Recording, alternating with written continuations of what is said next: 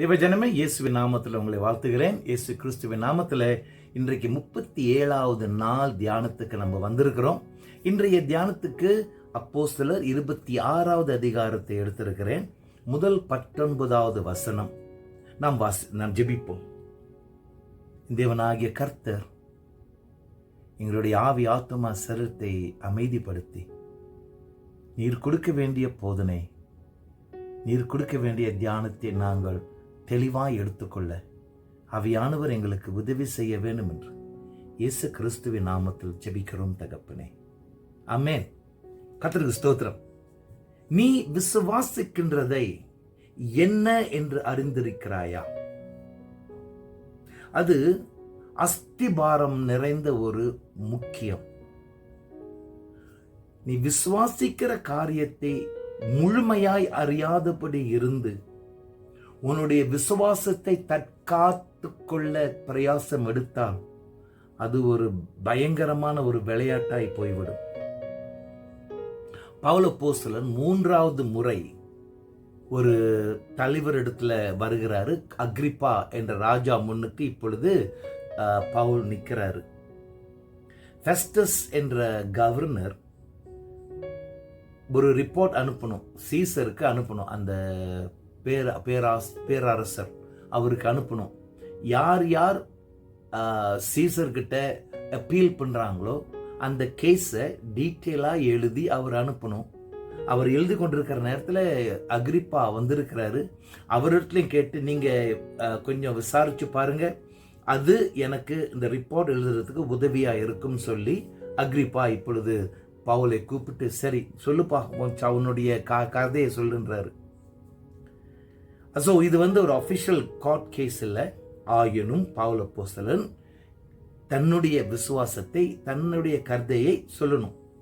கர்த்தருக்கு ஸ்தோத்திரம். இந்த வசனத்தை நீங்கள் வாசித்தால் ஒரு தெளிவு வருது. பவுல் அப்போஸ்தலன் எங்கு சென்றாலும் தன்னுடைய விசுவாசத்தை மிகவும் தெளிவாய் உறுதியாய் வைத்துக் கொண்டிருந்தார். அவர் இந்த காரியங்களில் தெளிவாய் இருந்தார். நம்பர் 1, தமஸ்கு பட்டணத்தின் பெரிய ஒரு அனுபவம் வருகிறதுக்கு முன் எப்படிப்பட்டவராய் இருந்தார். நம்பர் 2, பழைய ஏற்பாட்டில் இயேசு கிறிஸ்து யாராய் இருந்தார், இப்பொழுது உயிர்த்தெழுந்த இயேசு கிறிஸ்து யார் என்பதை மிகவும் அருமையாய் விசித்திரமான முறையில் அறிந்தவராய் இருந்தார், கற்றுக் கொடுத்தார்.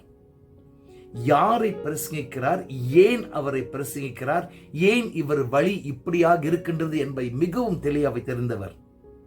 இயேசு கிறிஸ்துவின் கோர் டீச்சிங், அஸ்திபாரமான போதனைகள் என்ன?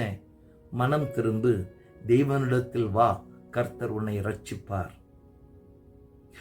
கடைசியாக மனம் திரும்பினதுக்கு மனம் திரும்பின பிறகு என்ன ஊழியம் செய்ய வேண்டும் என்பதை குறித்து மிகவும் தெளிவாயிருந்தார்.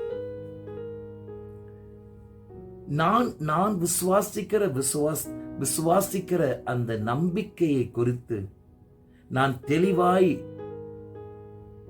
அறியாதபடி இருந்தால் பிசாசானவன் வந்து மிகவும் அழகாய் என்னுடைய விசுவாசத்தை உடைத்து போட முடியும். இதில் பிசாசு பயங்கரமான தேர்வு அடைந்தவன். ஏவாள் ஏதேன் தோட்டத்தில் உள்ளதை பார்க்கலாம். அருமையான ஒரு குறை, ஒரு பாவம் இல்லாத ஒரு அருமையான ஒரு சூழ்நிலை. சாயங்காலத்தில் பிதாவானவர் வந்து இந்த தம்பதிகளோடு கூட சேர்ந்து உறவாடுகின்றது பொறாமைக்குரிய ஒரு காரியம். ஏன் நமக்கும் கிடைக்காது அப்படின்ற ஒரு சூழ்நிலை. ஆனா பிசாசானுடைய தந்திரங்கள் வந்து ஏவாளுக்கு இருந்த எல்லா வழிகளையும் உடைத்து போட்டு சின்ன காரியம் கேட்டான். கர்த்தர் சொன்னாரா, இது கர்த்தர் சொன்னாரா, அவ்வளவுதான். இந்த 2 வார்த்தை பலர் வாழ்க்கையை உடைச்சு போட்டிருக்கு, நாசமாக்கி இருக்கு. பிசாசானவருக்கு நல்லா தெரியும், கேள்விகளை மனசில் போட்டால் அந்த கேள்விகளே தேவனையே சந்தேகிக்க கொண்டு போய்விடும். ஹைமீனியஸ் என்பவன், அலெக்சாண்டர் என்பவன், டீமஸ் என்பவன் ஒரு காலத்துல பவுலுடைய ஊழியத்தின் பக்குவத்தில் விசுவாசிகளாய் இருந்தவர்கள். ஆனால் ஹெமேனியஸும் அலெக்சாண்டரும் தன்னுடைய விசுவாசத்தை கப்பல் உடைகிறது போல உடைத்து விட்டார்களாம். என்ன ஆனது? அப்படிப்பட்ட ஒரு பிரச்சனை வந்ததுனால பவுல் அப்போஸ்தலன் இவர் இருவரையும் சாத்தானுக்கு ஒப்பு கொடுத்து சாத்தான் இவர்களை சரிப்படுத்தட்டும், to hand him over to be taught not to blaspheme. பரிசுத்த குலைச்சல் செய்யாதபடி இருக்கின்றதுக்கு சாத்தான்கிட்ட கத்துக்கொள்ள வேண்டும் என்று அவர்களை விட்டுவிட்டார். சாத்தான்கிட்ட விட்டுவிட்டார். என்ன ஆனது? பிலோத்தியஸ் என்பவனோடு கூட இவர்கள் கலந்து வருகிறார்கள். ஏதோ ஒரு வழியில பிலோத்தியஸ் என்பவனோடு கூட உறவு வருகின்றது. இந்த பிலோத்தியஸ் என்பவன் தவறான தீர்க்கதரிசி. அவன் என்ன சொல்றான்? சரீர உயிர்த்தெழுதல் முடிந்து போய்விட்டது, இனி விசுவாசிகளுக்கு சரீர உயிர்த்தெழுதல் இல்லை. தேவ ஜனமே, இது ஆபத்தான ஒரு காரியம். ஏன்னா இயேசு கிறிஸ்து சொன்ன ஒரு காரியம், கடைசி நாட்களில் நாம் மறுதொருந்து உயிர்த்தெழுந்து இயேசுவோடு கூட நாம் இருப்போம். சோ இந்த போதனை பலருடைய விசுவாசத்தை குலைச்சலாக்கி கொண்டிருந்தது. பவுல் அப்போஸ்தலன் மிகவும் கடுமையாக இவர்களை தண்டிக்கிறார். தீமஸ் என்பவன் பவுலோடு கூட உடன் வேலைக்காரனாய் மார்க்கோடு கூட லூக்காவோடு கூட சேர்ந்து ஊழியம் செய்தவன். ஆனால் அவன் ஊழியத்தை விட்டு தெசலோனிக்காவுக்கு சென்று விட்டான். ஏன்? உலகம் அவன் மேல், உலகத்தை குறித்து அவனுக்கு ரொம்ப ஆசை. தேவனை விட உலகத்தின் ஆசை அவனுக்கு வந்ததுனால போய்விட்டான். கர்த்தருக்கு ஸ்தோத்திரம். உன்னுடைய விசுவாசத்தை நீ ஆழமாய் அறியாதபடி இருந்தால் எல்லா காரணமும் உனக்கு தேவனை விட்டு போகத்தக்க வழி திறக்கும். கர்த்தருக்கு ஸ்தோத்திரம். நம்முடைய விசுவாசம், நம்முடைய விசுவாசிக்கும் ரட்சிப்பு சுவிசேஷம் என்ன என்பதை மறுபடியும் ஆராய்ந்து மறுபடியும் உறுதியை பெற வேண்டும். இந்த பாரி காரியம் செய்கின்றதுக்கு ஒரு நல்ல ஒரு வழி என்னவென்றால் அப்போஸ்தலருடைய விசுவாச பிரமாணம். ஆதி திருச்சபையின் தலைவர்கள், அப்போஸ்தலர்கள் ஆதி திருச்சபையின் தலைவர்கள் இந்த அப்போஸ்தலர் விசுவாச பிரமாணத்தை எழுதி இதுதான் நம்முடைய அஸ்திபாரமான விசுவாசம் என்று சொன்னார்கள். இந்த அப்போஸ்தலருடைய விசுவாச பிரமாணத்தை நீ அறியாதபடி இருந்தால் இந்த லெந்து காலத்தில் தயவு செய்து இது என்ன என்று கொஞ்சம் ஆராய்ச்சி செய்து அதை கொஞ்சம் வாசிச்சுட்டு ஞாபகத்தில் வைத்திருப்பது நல்லது. நான் மெத்தடிஸ்ட் சபையை விட்டு மற்ற சபைகளுக்கு ஊழியம் செய்து வருகிறேன். இதுல ஒரு ஆச்சரியம் என்ன தெரியுங்களா? கர்த்தருடைய ஜெபம் கூட பலருக்கு தெரியல. விசுவாச பிரமாணங்கள், அப்போஸ்தலர் விசுவாச பிரமாணங்கள், நைசீன் விசுவாச பிரமாணங்கள் என்ன என்று தெரியாதபடி இருக்கிறார்கள். இருக்கட்டும். ஆனால் நீயோ உன்னுடைய விசுவாசத்தை காத்துக்கொள்கிறதுக்கும் தப்பு போதனைகள் உன்னை குழப்பாதபடி இருக்கிறதுக்கும் இந்த அப்போஸ்தலருடைய விசுவாச பிரமாணத்தை மறுபடியும் எடுத்து ஞாபகத்தில் வை.